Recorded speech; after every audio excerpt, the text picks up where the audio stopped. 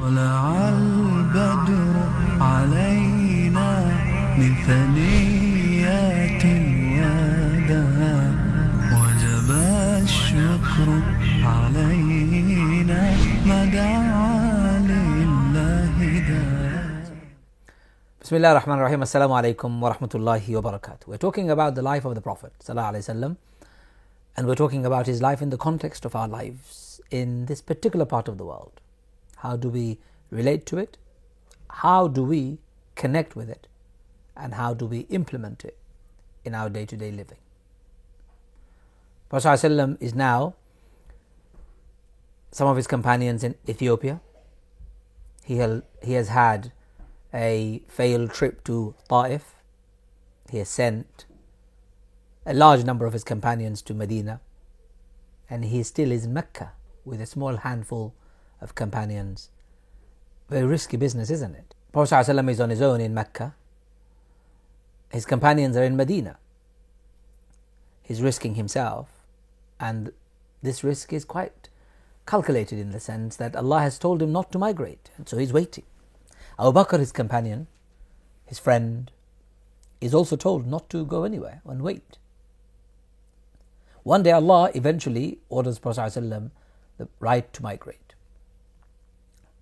So Prophet ﷺ appoints Ali ibn Abi Talib, his own cousin, writes out on a piece of paper, Ali writes out on behalf of the Prophet, detailed account of who owns what, because still remember, the Meccans had entrusted their wealth and property in the care of the Prophet. They still called him Al-Amin and As-Sadiq, though they did not like his message.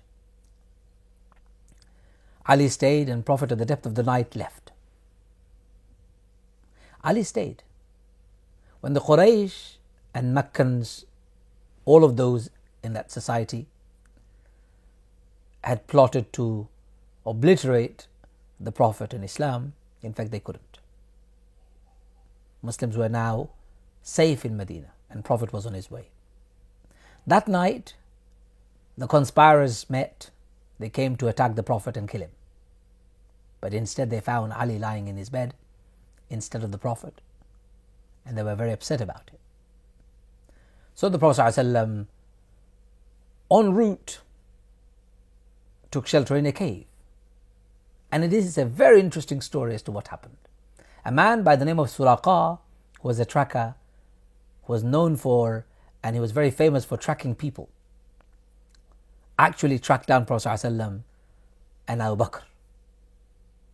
Prophet ﷺ said to Suraqa, if you can keep this information secret and not tell the Quraysh, Meccans who are looking for me, I will give you a bracelet of the Persian emperor. Now I want you to think about what Prophet is saying.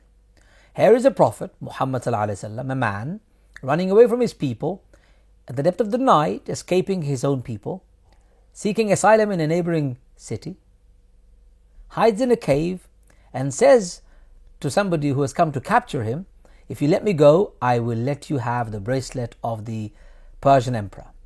Must be insane to even think that way, some people would say. But Prophet wasn't, of course, insane. Prophet was talking from wahi, from revelation.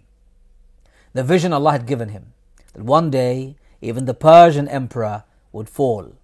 One day the Muslims would give and take the most powerful superpower at that time. That kind of vision drove the Prophet. Even when he left Mecca going to Medina, he knew precisely what was at stake and exactly what was ahead of him. Allah had informed some of it, and he had envisioned some of that as part of his plan. Why Medina, some of you may ask? Well, look at Medina, geographically located, surrounded by mountains, in a cooler climate. People's temperament are much cooler and calmer, nicer people, more welcoming. It's a perfect environment to create a society. In fact, Medina was leaderless for a long time. The Aus and the Khazraj were fighting between themselves for a long time, and they needed somebody to lead that society who wasn't from amongst those tribes. Muhammad fit the bill as far as they're concerned perfectly. Allah chose Medina for various reasons. Safety, security, location, people, their temperament, the weather, the climate, the vegetation. All of those factors were taken into consideration before such a location was chosen for a safe haven for Muslims. And that's what it became. Medina became the safe haven for Muslims. SubhanAllah, amazing, isn't it? Thus they began the task of building a society. Prophet just didn't come over to Medina and invade. No, he came as a guest. He behaved as a guest, as an asylum seeker. He sought the permission, approval, and he consulted those who helped him to migrate. So those who came from Mecca were known as Muhajirun, those who have migrated, and those who helped were known as the Ansar. Muhajir and the Ansar, the helpers and the migrants. Now those who migrated were very aware of the hospitality of those who were hosting them. Some people forget that. You and I sometimes forget that. Our parents came to this country, or these countries in Europe and the West, escaping persecution and poverty. And people of the West welcomed us, embraced our presence. And when some people especially, are ruthless in the way they talk about the West, in the way they condemn the West, it's like they want to bite the hand that has been feeding them. It's like they want to dig a hole on the boat that they're riding. It's a sure sign of those people who are ungrateful. Was the Prophet ungrateful to people of Medina? Never. Never. He always showed them gratitude. And another thing that I observed from the study of the life of the Prophet is when he came to Medina from Mecca, he said to everybody, every person who has come from Mecca must be a brother or a sister to a person in Medina. So he created what we call in the modern days buddy system. So he buddied people together, brothers together, sister. So one would look after the other. It's a brilliant system. So if you are a foreigner who has come over, you're finding it difficult to integrate, finding it difficult to find a job, finding it difficult to just lead a normal life, you have somebody who's responsible to look after you. And not look after you in the sense of authority, but it's your brother. Equal, flat relationship. I wonder sometimes if some of the countries who grant people asylum, if they also created the buddy system, how wonderful it would be. It's an unfortunate thing that while we see lots of generous countries do embrace people of different background and give them asylum, don't give them the buddy system. That us and them still remains, and that needs to be challenged. So Prophet ﷺ came to Medina. He settled down. The first thing he built was a mosque. In fact, 2 mosques. Masjid Quba outside Medina and Masjid al-Nawawi inside Medina. That's the reason why Muslims, wherever they go, they build mosques in order to establish themselves in that community. Did the Prophet build a mosque in Quba or in Medina thinking he's only a temporary asylum seeker, would be thrown out of the country and he would go back to his own home in Mecca? No. He actually knew this was going to be his permanent home, and that's where he's going to live, and that's where his companions are going to live, and that's where he probably will also die. And he did, of course, die in Medina. So for those of us who come to countries far away, such as Britain, America, or any other European countries for that matter, when we come over seeking asylum and protection, or for economic reason, I don't think your intention to come over should always be limited to a temporary stepping stone. Even if it's temporary, you should show in your work, in your activities, in your behavior, in your action that you belong there. That's your home. Demonstrate gratitude. Demonstrate that you care, like Rasulullah ﷺ did.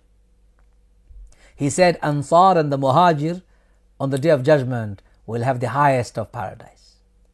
Imagine how he gave them both spiritual rewards as well as the physical rewards on this earth.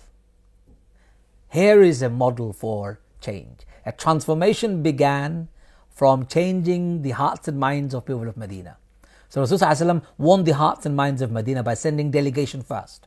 Sending people who would teach, inform share and get that particular society accustomed to a new bunch of people coming with a different lifestyle, including 70 of them becoming Muslim. Can you see how transformation began?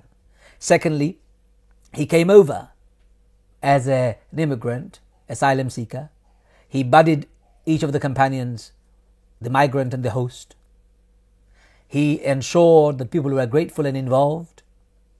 And those people who moved into that new land were not demonstrating or were not showing that they were there for temporary reasons to exploit, to have the benefit and then run away.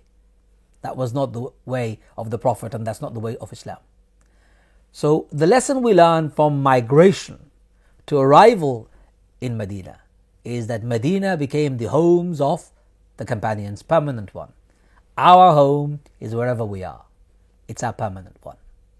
People of Mecca accepted the people of Medina as their brothers, and people of Medina accepted the people of Mecca as their brothers and sisters.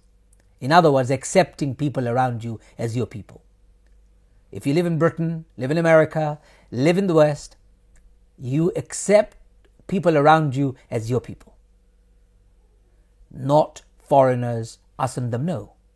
Us together. And third, they demonstrated in everything that they did tenacity, patience, most importantly, dedication to making Medina better. So welfare of Medina was at the forefront of Rasulullah's mind and the companions. In your mind, welfare of the environment in which you live, in the country where you live, should also be at the forefront. Not become a traitor, not become an enemy within, not be seen as a terrorist, an extremist lunatic out there to take advantage and run. We're not like that. We're Muslims, grateful people, interested people, conscientious people, caring people. We're going to take a quick break. When we come back, I want to expand on the early days of the Prophet in Medina, how he brought communities together to building the most important part of Islam, Muslim society, an organic Muslim state in Medina. Don't go too far away. Assalamu alaikum. ما دعا لله داع وجب الشكر علينا ما دعا لله داع. Assalamu alaikum wa rahmatullahi wa barakatuh. Welcome back. We're talking about the life of the Prophet. And Prophet Muhammad ﷺ was known as the mercy to the humanity. Not for no reason. There were profound reasons for why Allah chose that title. He called his Prophet, وَمَا أَرْسَلْنَاكَ إِلَّا رَحْمَةً لِلْعَالَمِينَ. Oh Muhammad, you're nothing but a mercy to the whole of the humanity. And here is the example, manifestation in his life in Medina. Did you know when he arrived in the city of Medina, everybody wanted to host him. They were singing songs, طَلَعَ الْبَدْرُ عَلَيْنَا, as we know the song. Every house wanted him to be their guest. Prophet ﷺ did not want to disappoint anybody. So he said, you know what? I'm going to let my camel choose. Wherever the camel sits, I will become the guest of that particular house. Amazing. Now nobody would complain an animal has randomly chosen. Well, Allah chooses, of course. But here is an example of a prophet who wanted to embrace everybody around and give them equal share of his love and not be seen to be discriminating anybody or favoring anybody. Allah chose Abu Ayyub al-Ansari to be the person who would host Rasulullah in Medina. But the example itself is more important than the who hosted him. Inclusion, fairness from the outset, not to ever be seen to be taking sides. That becomes the cornerstone of Islam, doesn't it? Allah said that in the Quran, اِعْدِلُوا هُوَ أَقْرَبُ لِلتَّقْوَى. Be just, for that is most closest and the closest station you can ever achieve to God consciousness. Amazing. And that is to be fair and just. Rasulullah began his journey in earnest, creating a fair society and a just society. He began his role as an asylum seeker, but very soon people started coming to him for mediation, for arbitrating between their conflicts, for this, for that, and everything. So people started centering him as the center of everything in life. Allah's Prophet came with a revelation, came with a message, and people of Medina were ready to accept it. Their temperament was right. They were not arrogant and besotted by themselves. They were ready, humble people, and they benefited. They had the Prophet of Allah living within them. They said, "O Prophet Muhammad, anything happens to you, we will help you to protect you." Prophet Muhammad and his companions responded, "And anything happens to you, we will be there to help you and support you." Can you see the mutual love and affection that they created? To create a society based on the Medinan model, you need to understand those smaller details. If you want to create a society around you based on trust and love, you need to begin also to talk that language, the language that Prophet spoke. Language of inclusion. Language of inclusion, and I repeat. And I am so touched by every gesture of the Prophet in those early days. He became the true statesman that you can think of. Very soon, they accepted him as their leader. He became the de facto leader of people of Medina. He did not impose himself. This is democracy in full action. People choosing the Prophet of God for his personality, for his fairness and justice, for his love and compassion to be their leader. He didn't have to demand it. They didn't have to impose it. They simply accepted it.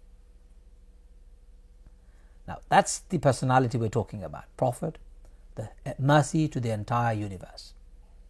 What we saw thereafter develop is a great alliance between the Ansar and the Muhajir. Marriage between each other, trade between each other, building homes together, sharing land and farming, all sorts of entrepreneurial projects and programs began, thus cementing the society as one and one foundation, which is what Allah talks about in the Quran. Muhammadur Rasulullah والذين معه أشداء على الكفار رحماء بينهم تراهم ركعا سجدا يبتغون فضلا من الله ورضوانا. Muhammad and his companions are very firm against those who disbelieve, of course. But between them, they're the most loving people that you can think of. رحماء بينهم, they have compassion between each other. And you know what? The third most important feature of people of Medina was تراهم ركعا سجدا يبتغون فضلا من الله ورضوانا. You shall see them in ruku', in bowing down and prostration. ركعا سجدا يبتغون فضلا من الله ورضوانا. They're seeking Allah's pleasure and grace. That became their distinctive feature. So a community based on cohesion, a community based on fairness and justice, a community based on a profoundly magnanimous leader, but a community united by their faith and spirituality. That was the Medinan model. Do you understand the life of the Prophet in that way? That his endeavor was all about responding to human needs. And he had to be flexible, accommodating, embracing, and above all, most compassionate. Within his society, of course. So here we are, brothers and sisters, thinking about the life of the Prophet in our own context. How do we relate to the people around us? Think about it. The worst amongst us, the drunkard amongst us, the drug takers amongst us, the adulterers. How do we relate to them? We turn to them and say, sinners, dirty, we don't want to know you. How do we build friendship? How many of your neighbors do you know? Prophetic life in Medina from the beginning was about building neighborhoods. Trust and love. Love for your brother what you love for yourself.